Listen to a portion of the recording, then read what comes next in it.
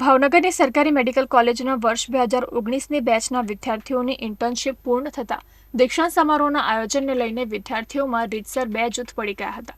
દરમિયાનમાં દીક્ષાંત સમારોહના આયોજનને લઈને સોશિયલ મીડિયામાં થયેલી મજાકનું મન દુઃખ રાખી doctor Milan Kaklotar, doctor Piyush Chauhan, doctor Naren Chaudhary, doctor Man Patel, doctor અભિરાજ Parmar તથા ડોક્ટર બળભદ્રએ સહઅધ્યાયી તથા જુનિયર્સ એવા ડોક્ટર આકાશ ગરથિયા અને ડોક્ટર ઈશાન કોટકનું મેડિકલ કોલેજ પાસે આવેલી સ્વામી વિવેકાનંદ સર્કલ પાસેથી કારમાં બેસાડી અપહરણ કર્યું હતું અને શહેરના અલગ અલગ વિસ્તારોમાં ફેરવ્યો હતો અને બંનેને ધાક ધમકી આપી અપશબ્દો કહી ઢીકાપાટુનો માર માર્યો હતો. આ પણ અધૂરું હોય તેમ બંને ઇન્ટર્ન ડોક્ટરને વલભીપુર વાડીએ લઈ જઈને ડોક્ટર બળભદ્રએ 2 દિવસ સુધી ઊંધા લટકાવવાની ધમકી આપી હતી.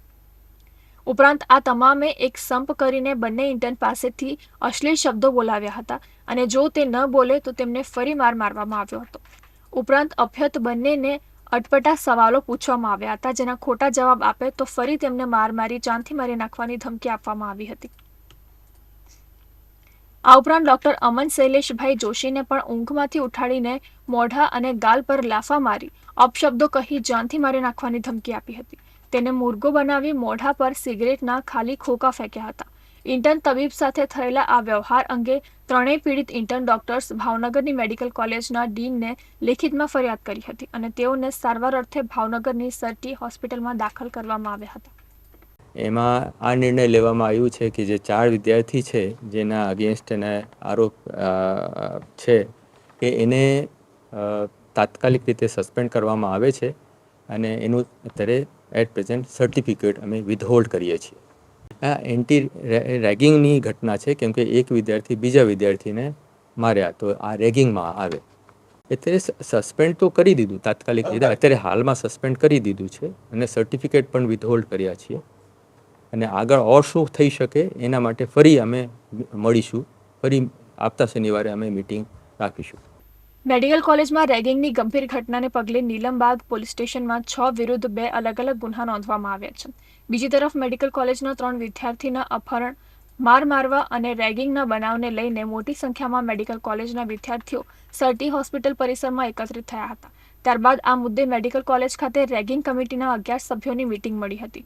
મેડિકલ કોલેજના ડીન, ડીવાયએસપી, સિટી મામલતદાર સહિતના અધિકારીઓ ઉપસ્થિત રહ્યા હતા. મેડિકલ કોલેજના ડીન, ડીવાયએસપી, સિટી મામલતદાર સહિતના અધિકારીઓની ઉપસ્થિતિમાં 3 વિદ્યાર્થીઓના અપહરણ, હુમલો તથા રેગિંગ કરનાર ભાવનગરની જ મેડિકલ કોલેજના 4 ઇન્ટર્ન ડોક્ટર્સને તાત્કાલિક અસરથી સસ્પેન્ડ કરવાનો નિર્ણય લેવાયો હતો. રાજ્યના મેડિકલ કોલેજ ક્ષેત્રે ચકચાર જગાવનાર રેગિંગની ઘટના અંગે પોલીસે ફરિયાદ નોંધીને આરોપીની ફરિયાદ માટેના ચક્રો ગતિમાન કર્યા છે.